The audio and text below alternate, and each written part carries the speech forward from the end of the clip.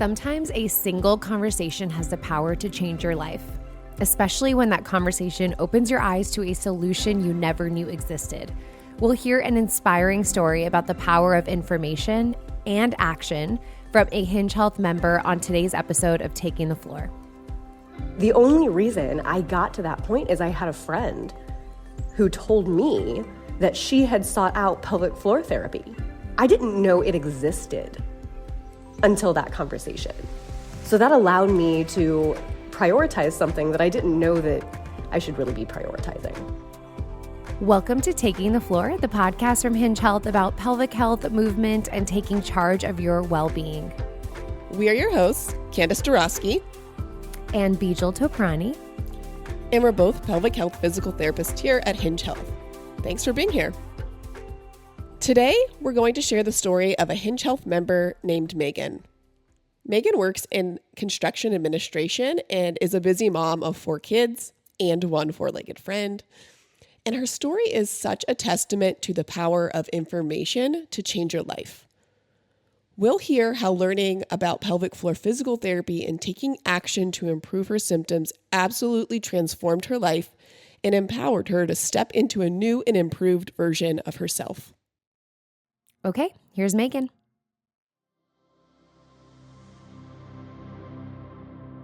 So I first noticed that I was experiencing some pelvic health symptoms that were less than ideal after the birth of my 3rd child. He is now 7. And all of a sudden, I could jog, but I couldn't run. So racing my older kids was off the table. I couldn't jump on a trampoline. If I sneezed, I had to cross my legs. Cough, same thing. Laugh too hard? Don't do that. And obviously, when those things first start happening, you think, oh, maybe they'll go away in time. I just had a baby. And then they don't, right? And for so many of us, women, we just kind of live with it because that's what we're taught to expect. So that's what I did for years. Within our relationships as women to women, we do minimize them because that's what we've been taught to do. And so we don't bring them up to our caregivers. We don't bring them up to our providers, and we just live with it, and it becomes a joke. But it's not a joke. And when I finally reached the point, and it was years after I should have reached this point, right?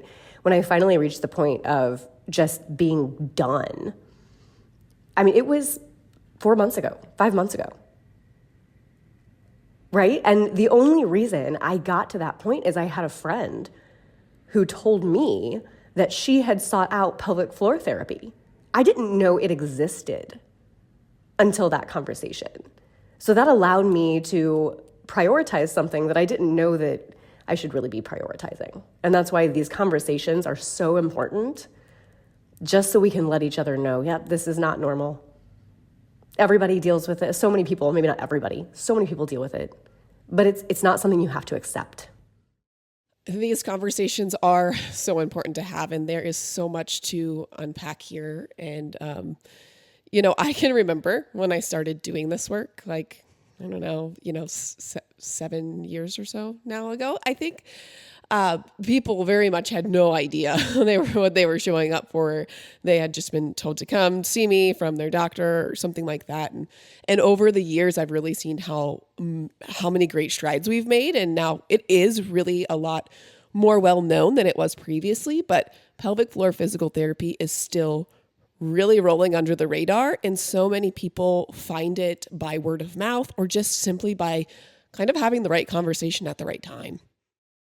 Yeah, absolutely. And some of that flying under the radar is what causes people to end up waiting a really, really long time to get care. And I think that, what really stuck out to me is Megan mentioned kind of almost nonchalantly, started to have symptoms after the birth of my child. He's 7 now. You kind of pause for a second and realize that's a really long time to have dealt with the symptoms. And actually, we've seen this exact thing in the literature that the average amount of time that someone with urinary incontinence will wait to seek care is about 6.5 years.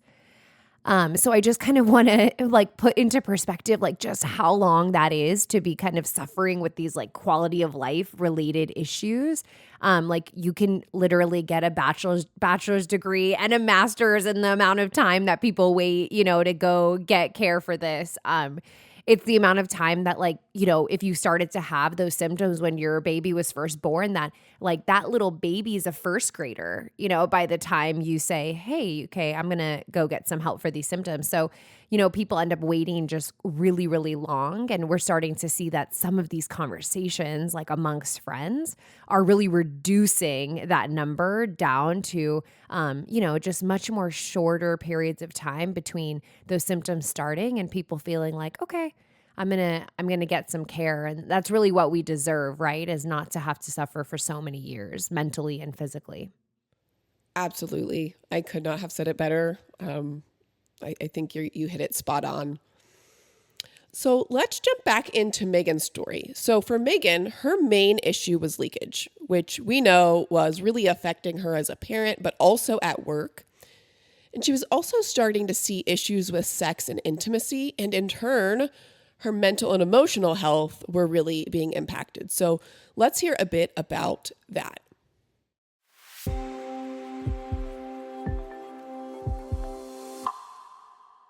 I experienced leakage, consistently through laughter, coughing, sneezing,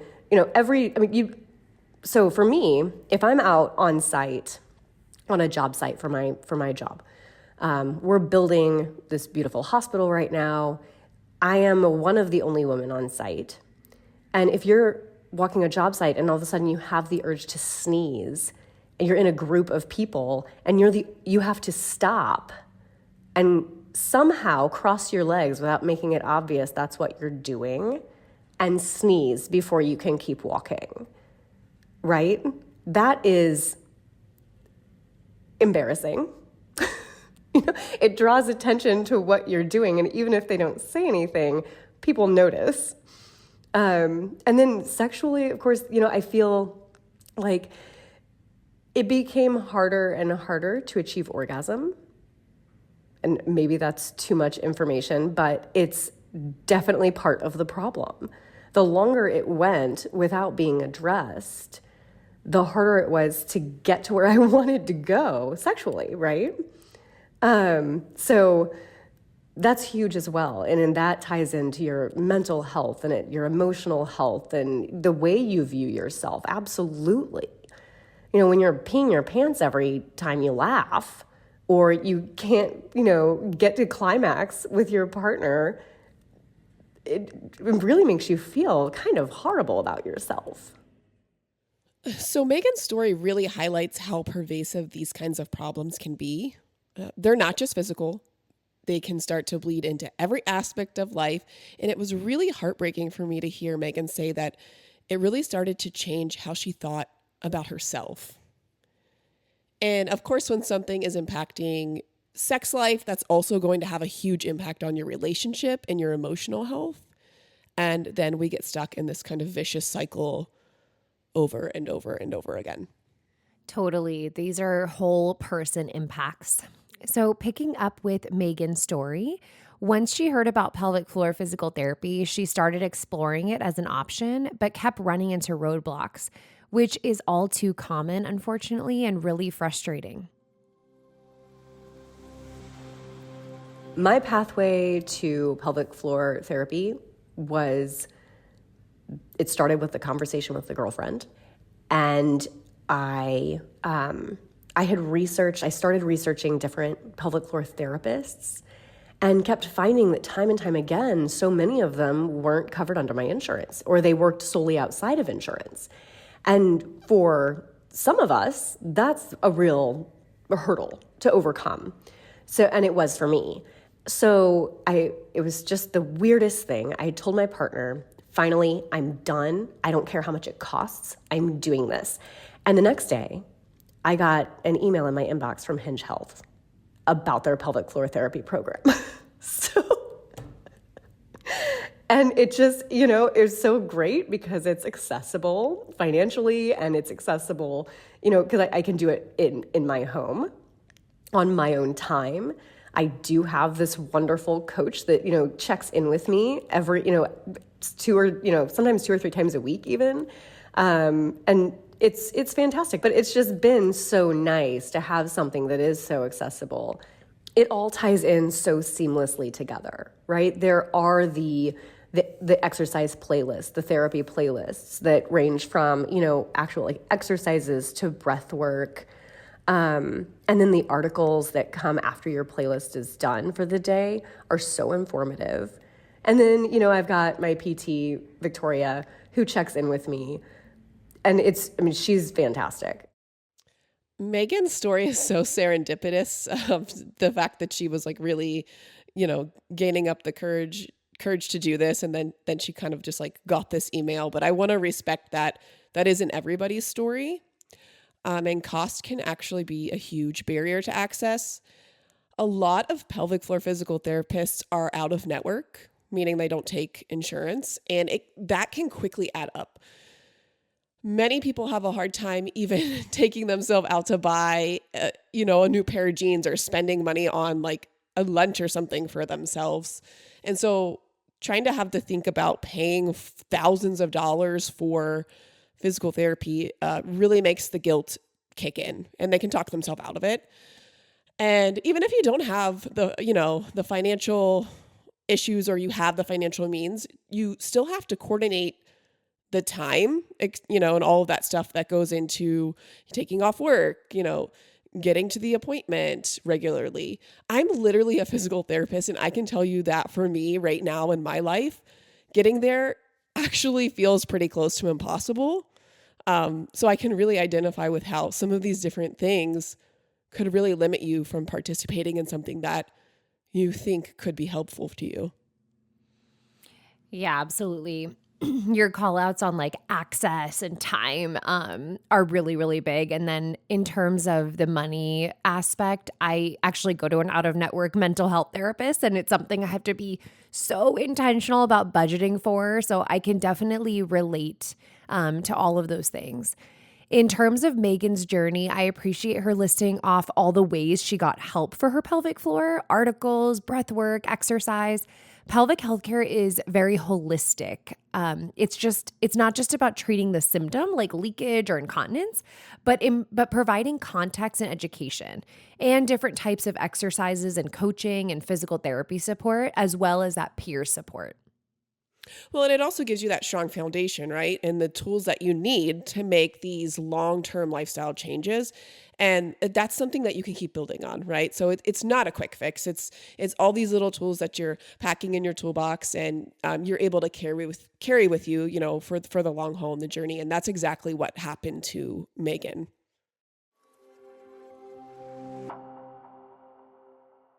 It started out just with the playlist. And then as I worked through the first probably the first 5 playlists, and I started to notice strength, and I started to notice improvement in my symptoms.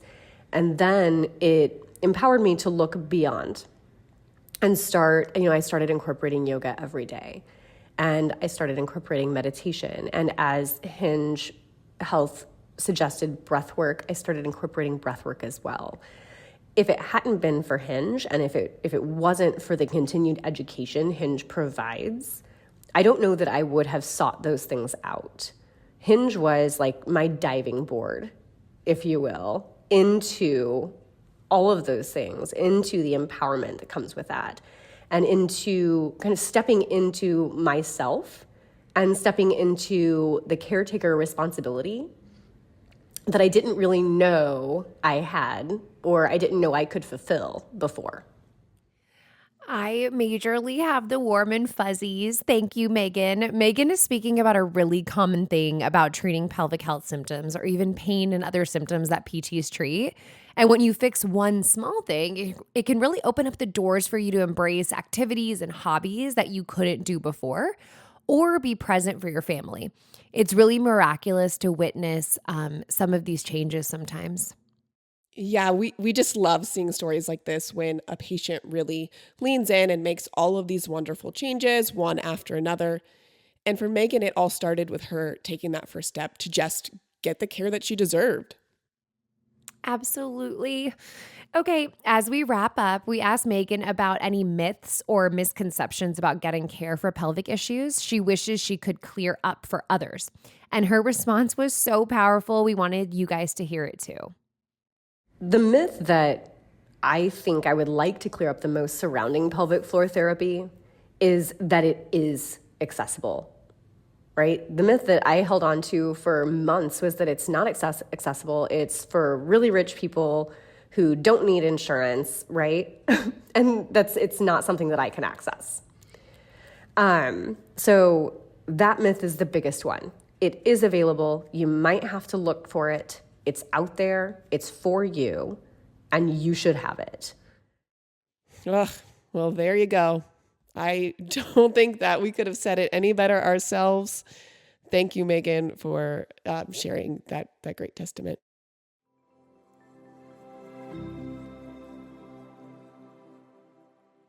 So, as you know, if you've listened to other episodes of our show where we share interviews with members, we like to ask everyone what they wish they knew before starting this program. What I know now that I wish I knew before could probably fill a small book, to be totally honest.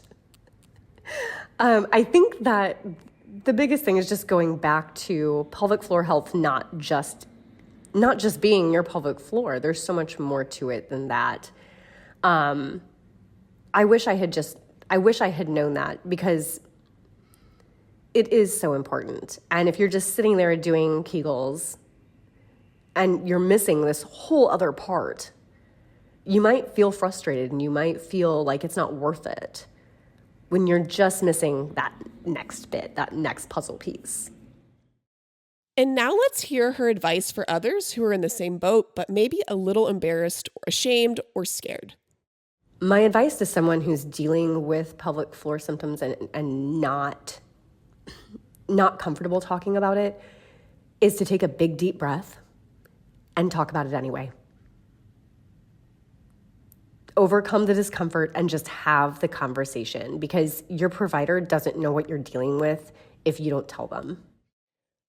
I just wanted to pull out a piece of Megan's advice, which was take a deep breath and talk about it anyway. And that just resonates so much with me, because how many times in life, outside of even pelvic floor issues, is it hard for us to do that, right? To just take a deep breath and talk about things that maybe make us feel uncomfortable, or do things that maybe are a little out of our comfort zone. But it's, so kind of corny and cliche, but what is that quote? It's like on the other side of comfort, or, whatever, is really where you're going to see that change. And so I really admire her persistence and her ability to get a little uncomfortable, to not only empower herself, but to really empower others. I do too. Very, very inspiring. Okay, let's go over the 3 most important things to remember from today's episode.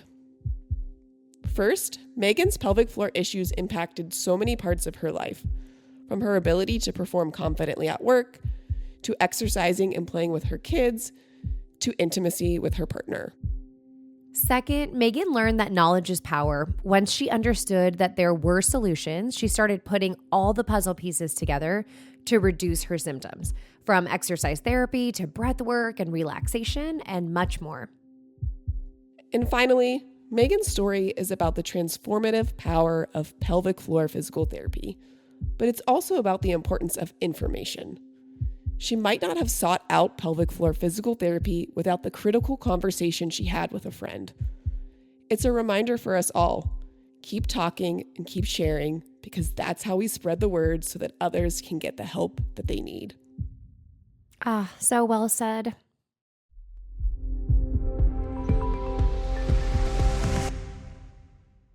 All right, so we always like to say that taking care of your pelvic health is a non-negotiable, just as important as any other aspect of caring for yourself. What's your non-negotiable right now, Candace? I think since I'm kind of looking like a camel right now at very pregnant stage for me, I'm going to try and drink more water. I'm really struggling with that because right now I'm finding that when I drink a lot of water, it kind of makes me feel like my heartburn is worse, but I know in the long run that it's better. So I'm just trying a different strategy, which I'm not going to give up on that. I'm just going to try to take like smaller sips throughout the day and still try to get the same amount in. So trying to chunk it off that way. What about you, Bijal?